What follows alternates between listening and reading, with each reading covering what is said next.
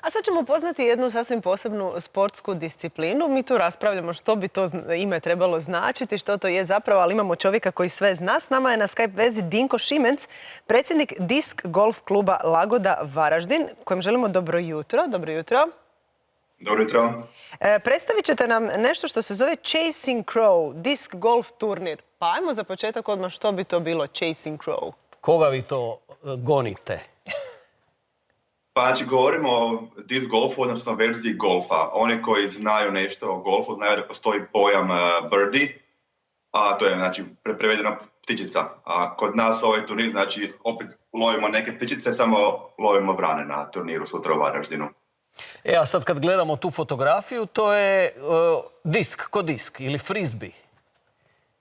Pa da, s tim da frisbee je zaštićeno ime, tako da to ne koristimo u kontekstu sporta toliko više, ali imamo sport disc golf koji se igra po principu klasičnog golfa, samo se koriste znači, ti diskovi, posebni diskovi i gađaju se posebni koševi.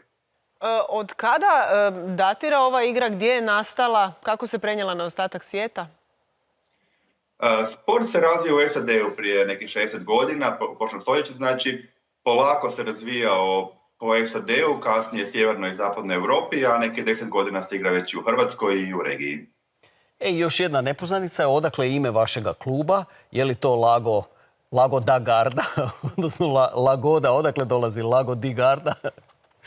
A ne, to je ono lagodno, kad ste vani u prirodi, kako se naš sport se igra u prirodi, po šumi, lijepo, onda je uvijek lijepo i ugodno i lagodno. Lagodno, upravo tako, priroda mora biti lagodna. U kojim se zemljama najviše igra ovaj neobični sport?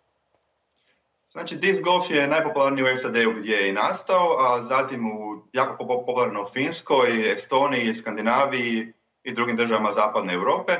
U regiji oko Hrvatske popularni u Austriji već preko 30 godina, a sad s godinama sve više i Hrvatska, Slovenija, Mađarska i tako dalje. I kao što se uvijek govorilo tko je donio balun u Split i kako je počelo s nogometom, tako se zna i tko je donio saznanja, odnosno taj disk u Čakovec.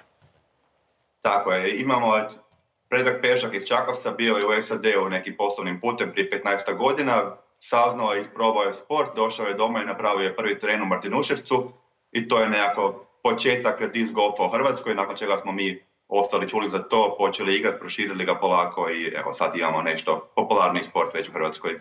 Osim ovog diska koji je nama najlakše percipirati kao frisbee, ako ste rekli da nije frisbee nego baš specifičan disk, što je još potrebno od opreme za igrati ovaj sport?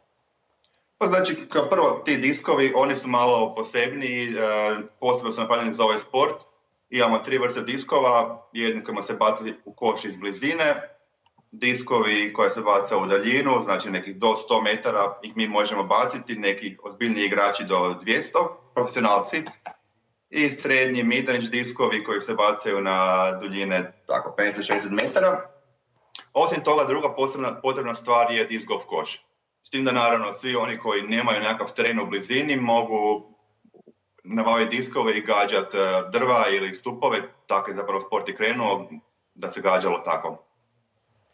Ali zapravo odličan izgovor da izađemo u prirodu. Evo gledamo ove vaše prelijepe fotografije, jesenji dan, lišće lagano je požutjelo, vi u sportskoj opremi i onda od rupe do rupe, odnosno od pozicije do pozicije. Da, točno tako. Znači, to je disc golf je nekakva aktivnost koja vas izvuče van na sat, 2, 3. Imate razlog izaći i bacati te diskove. Nije bitno da, ako imate društvo je super, ako ste sami je jednako dobro. I to je tako, dobro dođe poslije posla ili prije posla neko izaći malo van, provjetriti glavu i vratiti se onda opet raditi dalje. Da, iako čovjek dok je u prirodi zapravo nikad nije sam, tako da još ako se može i zabaviti na ovaj način, sasvim sigurno je to i mentalna higijena na neki način. Pa da, definitivno. Evo, ima i tih ptičica, vrana i to što lovimo sutra, tako da nismo nikad sami. Je li za to treba neka priprema, ili imate, mislim, neki tečaj? Kako usvojite vještinu bacanja diska?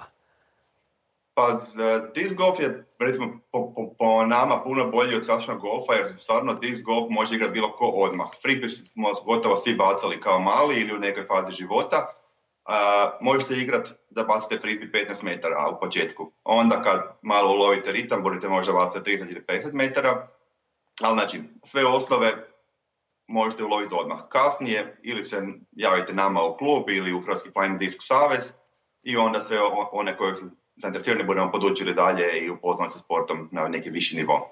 Treba li biti u dobroj kondiciji za ovaj sport? Kako se pripremiti? Što odjenuti kad se izlazi na teren? Pa, znači, odjeća za prirodu, ne klasična odjeća i obuća. Što se tiče pripreme, nije bitna, ali kad se igraju turniri, turnir jedan traje runda po 2-3 sata, igraju se 2 runde na dan, znači to je nekih 4 do 6 sati boravka vani. U načelu to vam dođe kao neko planenarenje, samo sa nekim drugim ciljem. Jel naše trgovine sportske opreme imaju ove diskove ili to recimo naručujete iz inozemstva ili gdje odete po to? Pa za sad postoji samo jedna trgovina u Hrvatskoj, ali ne fizička, nego više kao web shop koja preko nas funkcionira, a sve ostalo se kupuje iz inozemstva. U načelu su to trgovine iz Finske, Švedske, Norveške koje su i proizvođači opreme koji to rade. U subotu se održava jedan turnir. Tko će sve doći? Koliko je sudionika? Možemo li doći gledati možda? Pa znači, turnir se održava na terenu u Vodovodnoj ulici u Varaždinu. To je jedan mali teren primjeren za početnik koji smo uredili prije pola godine.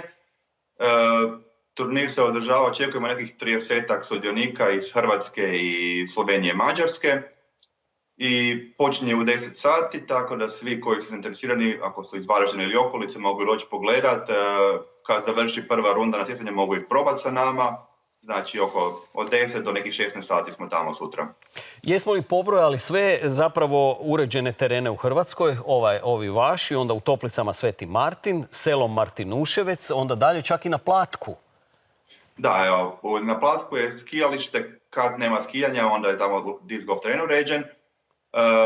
Varaždinske Toplice, ne znam da ste spomenuli, i sad se priprema, vjerojatno će se uređivati teren u Stubičkim Toplicama iduće godine, tako da nam je to jedna novost kojom se veselimo. Isto tako prijatelji iz Nove Gradiške pripremaju teren tamo, tako da mogli bi imati iduće godine još 2-3 nova terena. I možda za kraj samo, ukoliko sad nas gledaju obitelji, pa neko dijete kaže, evo mama, ja bi taj sport trenirao ili bavio se njime, gdje se može zapravo javiti i priključiti se? Od koje dobi uopće može? Pa od 4-5 godina, kogod može bacati disk, može igrati sport. Naravno, to sad u igri nekih trening koji su kraći. A zaboravio sam prije reći, ima trener u Zagrebu kraj fakulteta kineziologije. Jedan mali, tako da znači, postoji u Zagrebu ekipa koja igra. Najbolje da oni koji pokažu interes, koji imaju volju, da pronađu ili na internetu Hrvatski Flying Disc Savez ili Disc Golf Klub Lagoda. Jave nam se i mi ćemo ih uputiti dalje onda u sve ove kontakte u nekim lokalnim dijelovima Hrvatske gdje mogu probati igrati. I onda krećemo u lov na vrane. Vama hvala lijepa. Hvala vam. Za jutros i sretno na turniru.